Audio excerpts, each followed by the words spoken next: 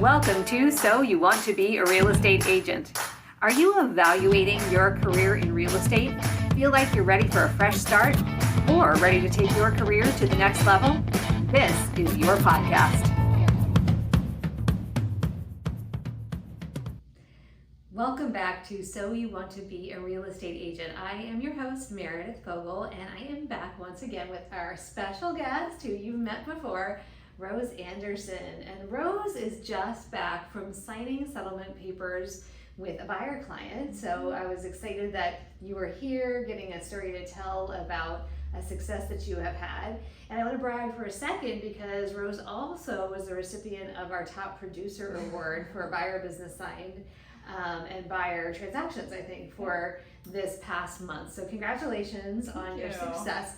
And I'm really excited for you to share with everybody listening what you've done to get to this point, how you kind of really kept your eye on the prize and kept your consistency going. You've been here every day almost with the group training and learning and practicing your skills, and it really is paying off. So thank you, Rose, again for being here. Thank you. I'm happy to be here. Well, share with everybody a little bit of a catch up on where you've been and what's brought you to this point of getting transactions and getting them closed. Consistency, showing up often. Sometimes it can be a little difficult for me to show up every day, but I try as best I can. If I can't, I still try to be active at home, doing whatever I can there. But I do find that being in the office, I'm way more productive. Mm-hmm. There's less distractions. My dog isn't here to distract me because, of course, everybody knows dogs are distracting. But, I guess plugging in every day. And it sounds kind of cliche, when I say it out loud, showing up, being consistent, plugging in. But it's honestly, that's the key. It really is. Mm-hmm. And do you find, because we do our day starting like 9 a.m., you come in and you're doing the huddle with the group of agents and Chris, do you find that starting like with a morning routine that way is helpful to you? 100%. Okay. 100%. And at first I was a little bit nervous because, you're being held accountable, and I was nervous because if I didn't have anything to show, I didn't make my calls. Chris is going to scold me a little bit, but I actually really have learned to really, really appreciate it because, I think everybody does need accountability, and whether it's yourself or a loved one or a spouse or a friend, or in this case, the lead agent here. I mean, it's also, it's not just accountability. It's like if I have a problem or a question, it's immediately the answer is right in front of me every day. So if I have a question from the night before, I just know I can come in the morning and somebody's going to be able to help me. Oh, that's great. I don't have to wait days or even, I know some people that work at some brokerages and they don't have anybody to turn to. They have to go to the internet or, just Google it. And, that ChatGPT is great, but it can't do everything for you. Yeah, and it makes stuff up as we have figured out. So, not always the best source of information. Right. It can be great for lots of things. But no, I love that it's had that impact on you. And I mean, it really is. It's that combination, I think, of having the resource available, but also taking advantage of the resource, because there are people who have resources available, and there are other brokerages that have decent training and support. I do think we have an exceptional level here for sure. We have an exceptional group here, which is really cool too, because one of the things I love when I come in, and sometimes I'm like walking down, getting ready to come in and do a training, and I hear you guys collaborating, idea sharing, troubleshooting, problem solving together, or being like, oh, like look over here, it's this, or I had that happen one time and here's what I did. And that's so cool to see everybody lifting each other up and supporting each other. I think that's something really special that we have, and thank goodness we've got such a great group who is here to do that. And you've been such a generous spirit and such a willing participant in all of it as well. And I think the word that you used, accountability, I want to stop and just kind of focus on that for a second, because I think it's like kind of like culture. It's like one of those buzzwords that we hear talked about a lot, but I don't know that people know what accountability is or what it means. And I heard you talking about a person, or sometimes people, it depends, that can help you be accountable or hold you accountable. And it's an interesting dynamic because I read something earlier today. What was I reading? I think it might have been Keith Cunningham's The Road Less Stupid. I'm reading that for like the third time. Great book if you haven't read it. But he said something about accountability, or something about the fact that people are much more likely to keep commitments they make to others than commitments they make to themselves. I agree with that. So interesting, right? It is, and I totally see that with myself. Yeah. And it's because I think some people, for me at least, it's the fear of disappointing someone else. Yes. And I know that, and I say Chris's name a lot because he's the one that's in front of us every morning at 9 a.m. Yeah. And I don't want to disappoint him. But I also know at the same time that what he's telling me is going to get me results. Yes. And what you're telling me is going to get me results, and I see it. Yes. Yeah. You would see Yeah. Well, and it's interesting too, because I think, some people, when they think about accountability, there's that moment of like, oh my gosh, I don't want to put myself there, because it's a scary thing to jump into. And I think as a coach, that's one of the things people come to me for, is accountability, to be held to what they say they're going to do. And I'm not just a coach, I'm also a coaching client, and I have several coaches. And one of my coaches on a call a couple of weeks ago, one of the things that I'm doing is I'm writing a new book. And when I met with her, maybe it was like a month ago now, I made a commitment to myself, very much like, what we all do, to write every single day. I was like, I'm going to carve out an hour a day at least to write. And did I do it? No. Did I allow myself to get pulled off by a million different things? Yes. And did I beat myself up internally about it? Yes, but I really didn't change the behavior. And so she, on the call, said to me, I hear you saying, this is what you want to do. I hear you saying you're having trouble keeping that commitment to yourself. What's it going to take to get you to create an hour of writing time a day? And I walked through some things I thought I could do. And she's like, okay, when are you going to start it? And I'm like, this weekend. She said, how far are you going to get through it this weekend? And I said, well, I'm going to put 5 hours into it this weekend. And she's like, you're going to commit to 5 hours this weekend? Yes. And what will you do every day after? And I'm like, an hour a day. And she's like, okay. And it's by the next time I met with her, which was about 3 weeks later, I guess, I had written 5 chapters. And she said, what was it that got you to do that? And I said, it was making the commitment to you. That's what it was, because that kept playing in my head, as I promised you, I did not want to get on this call. And she's not like she's not a coach who like busts my chops or anything like that, but I like her and I didn't want to disappoint her. And I think because we are all in the service industry, and the person listening, you're in the service industry as well, one of the reasons we do what we do is we really want to fulfill commitments we've made to other people, or goals other people have, even if they're goals for us, right? So I think we're uniquely wired to be held accountable to commitments we make to other people. And accountability can mean all kinds of different things. And I think one of the things, if you're in the position of wanting an accountability partner, or maybe thinking about getting into coaching, being able to explain to your coach or accountability partner what accountability looks like to you. Because again, it could mean somebody busting your chops, or really calling you out, or giving you something punitive, or it could just be like, make a commitment to me, or it could be check in with me periodically. How do you think you figured out what the accountability level that was right for you is? Well, I think I've always known that I do better under pressure, or if I have to do something for someone else. And it was a little bit of a transition here, because really I work for myself. Yes. I'm my own boss. Yes. And if I don't do what I say I'm going to do, then I'm only hurting myself. Yeah. I mean, yes, you guys get a split, but it hurts me. So I think that was the big thing, is like, I'm really hurting my bottom line. And I wanted to say another thing that doesn't scare me away from accountability anymore is because, you can still fail and not do your stuff, like you mentioned. You don't do your thing, and you have to go back and say, oh, I didn't do it. But they're not gonna yell at you and like, oh my God, how dare you? It's more like what you said. Well, what can you do next time to make it happen? And I remember one of the first times that we were doing with Chris, he said that to me. He said, what can you do to get in here at 9 a.m. every day? And I thought about it, and I said, well, I can go to bed earlier. I can prepare my day the day before for the next day.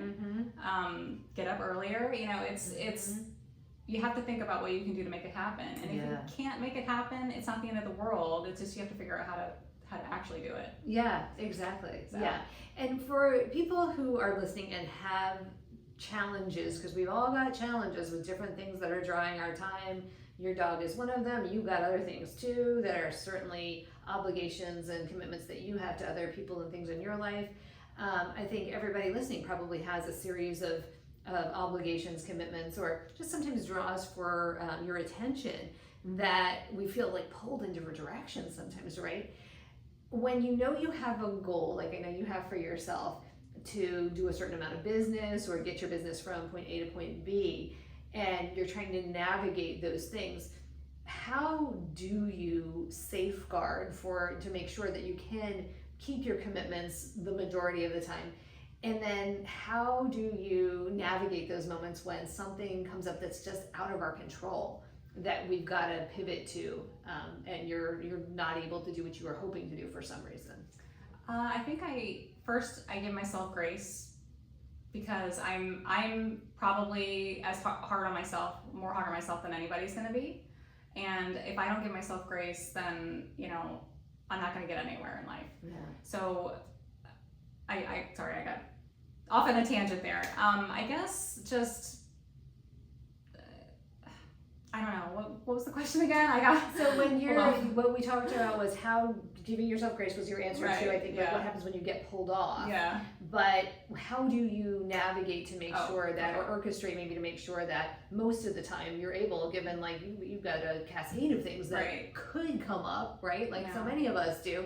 How do you navigate, or how do you orchestrate to try to safeguard the times for the commitments that you've made?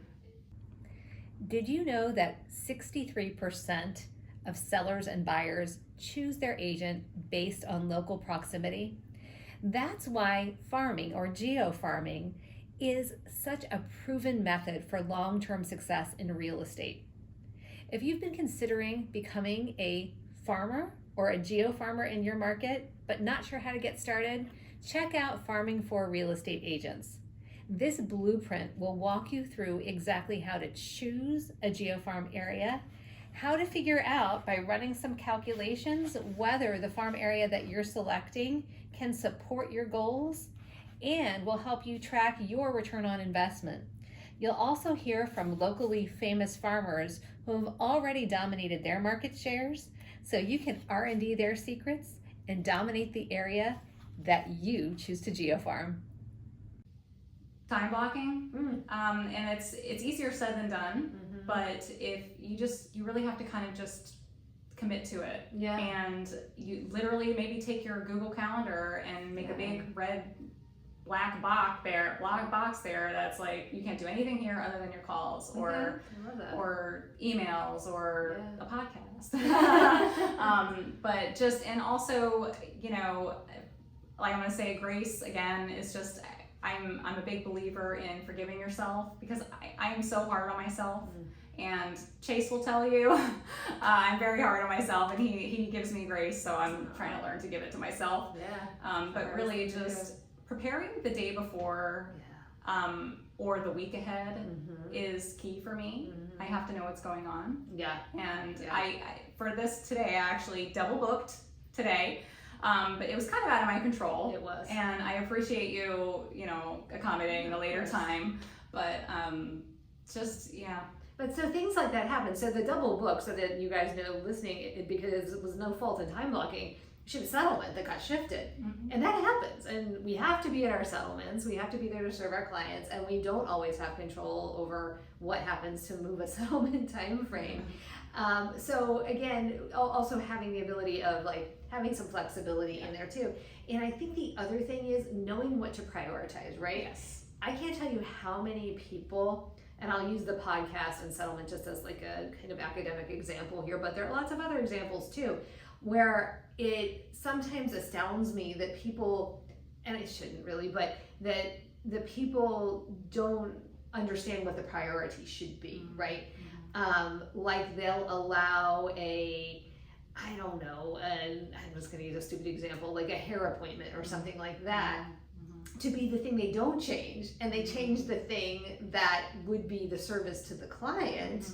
And maybe that's a bad example because that's self-care, but so take that one out, but whatever, you know what I mean? It could be something like that. I think I've done that in the past, and I think people might do that because it's easier to it's the easier thing to do. Sure. Is to like, if you have to change the hard thing or the easy thing, it's easier to change and put the hard thing on the back burner. So right. And that's how, like, when I work from home, that's why I get distracted, is because I'd rather do all the dishes, I'd rather do all the laundry than make my phone calls. Right, yeah. But that doesn't move the needle in my business, as you say, so that's why. Okay, so let me ask you about that specifically. That's a fantastic example, and I think this happens so many times to people, and that's such natural, like, human behavior, because the thing is, just because they're easy to do doesn't mean they're not, like, we're still doing things, and we're checking things off the list.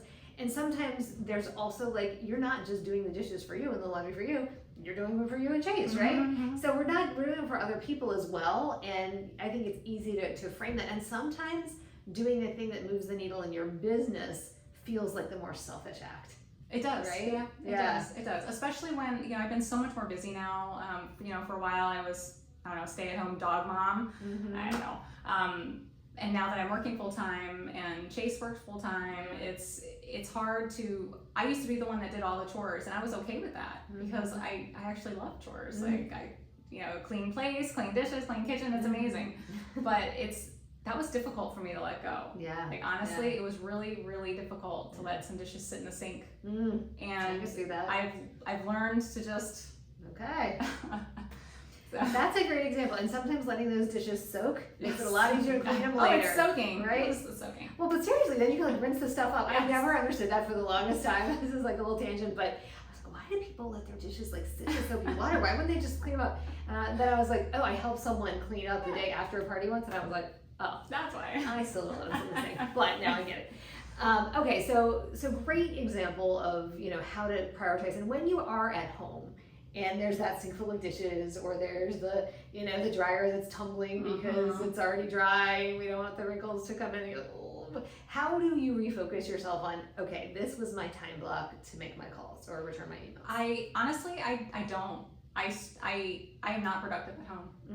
Okay, so that's the switch to coming into the office. And I really, really wanted it to work at home, but I don't have a dedicated office. I don't have a dedicated space. It's not comfortable. Like, the lighting isn't great. And if I had all that at home, I think I could. But, like, it's just too much distraction. Yeah, that makes it really tough. Yeah, so I think that's an interesting point too. And I think no matter how productive we want to be at home, especially when you're working for yourself and there is no real boss looking over your shoulder, making sure you're checking off all your tasks for the day, it's really easy to be distracted. So kudos to people who are able to do that and really focus at home. I can't. I think I've shared this on the show many times. That was one of the reasons that I first, you know, got my own brick and mortar space. And I came in and I started to go, oh my gosh, I'm getting so much more done here. And it just felt like this kind of, like, openness. It's funny, we have people coming in now who are like, this is like my vacation from being at home with the kids at home and things like that. It's summertime right now. Okay, so take us back to between, like you said, consistency, accountability, coming in, being, you know, proactive in what you're doing, studying a ton too, I have to say. You have been doing so much to learn the content. I wanted to tell you that these sessions that we've been doing every Tuesday morning with you specifically have been just like chef's kiss, because I thrive on direction. I thrive on knowledge. Like, I want people to tell me what to do. You know, especially if I don't know what to do. Like, you don't know what you don't know. And you are so generous, and you just like practice contracts, practice, you know, scripts. If we ever have any questions, just bring your questions. And like today, like, we went over the contract and you were even gone that whole week. And on your vacation, I would say. You still worked on vacation. But, like, you know, we sat here, I think we were here 2 days a week, and we went over the contract, we did the practice contract on our own.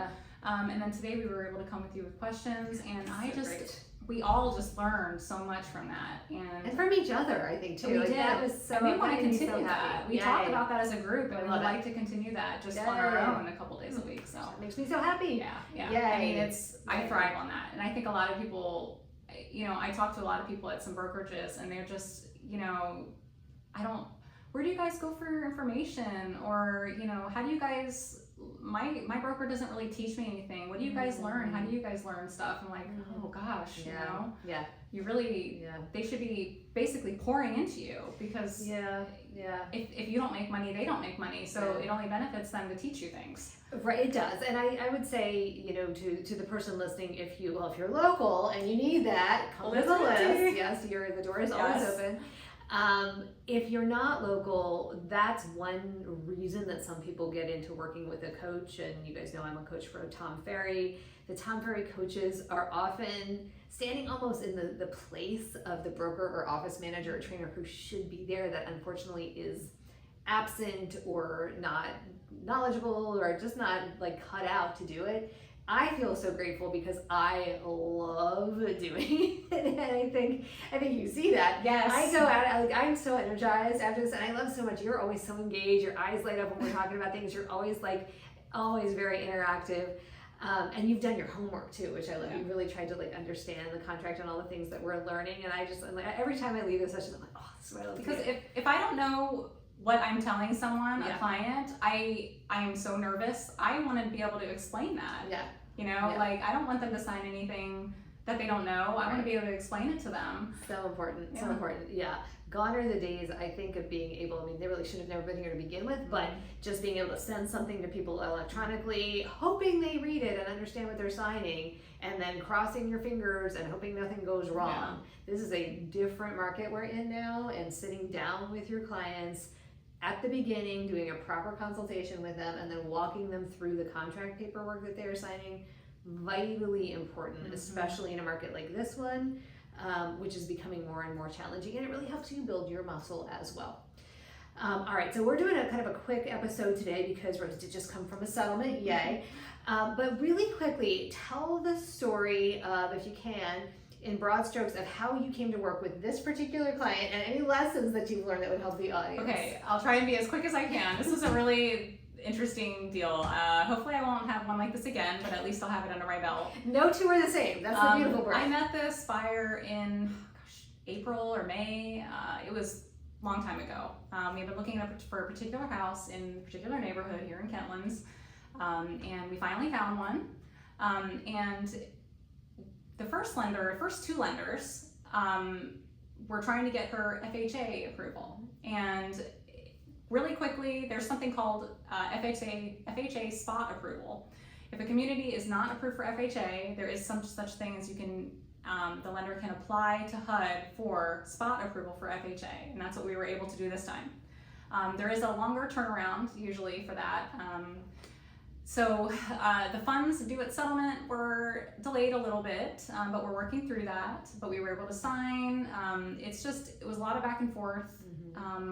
My buyer is a first-time buyer, and I was able to confidently explain the contract, explain the terms, explain, everything to her because of all the training I've been getting and all the practice on that offer. I mean, that practice offer we did alone helped me. Oh, good. Especially coming towards the end here, because there were really a lot of legal implications with this one.